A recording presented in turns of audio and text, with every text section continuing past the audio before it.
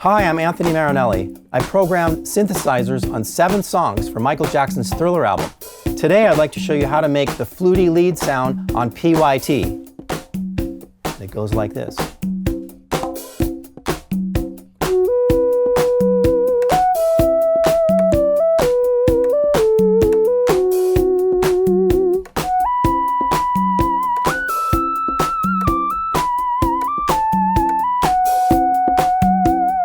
I'd like to show you how we created the original sound for the album. This is the Minimoog that was used.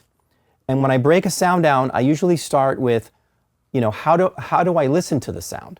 And how I listen to the sound is in 4 parts: pitch, timbre, duration, and amplitude.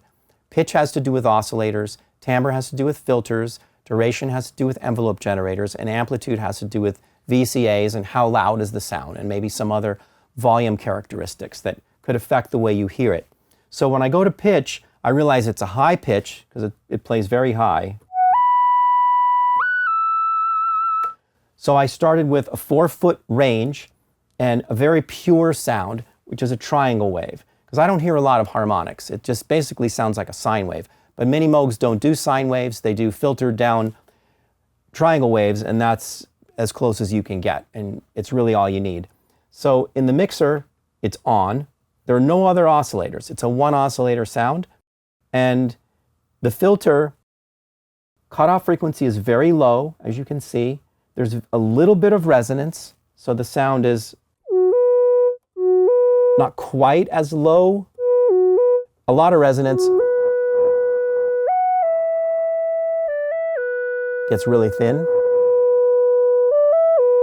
So there's a little bit of body, and I have the resonance here.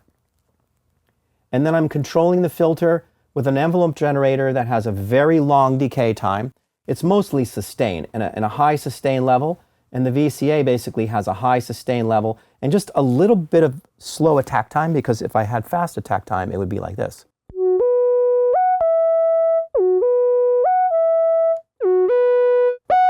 You hear how it hits really hard? So I soften it. And you get a little bit more beautiful tone to it. And then the last important component is to give it a little bit of expression using the pitch wheel. And that's a little slow, so I would just go to oscillator 3, which is just in low frequency. And you can see there's no audio oscillator 3. It's just a LFO that's simply modulating oscillator 1. And you do that by flicking this switch, so oscillator 3 is sent to oscillator 1. And oscillator 3 is in low frequency. If it was in audio frequency, it would do that. Ring. So I get the speed just right, and the waveform is a sine wave. If I used a sawtooth, the vibrato would sound like that. If I used a square wave, the vibrato would sound like that. Trill.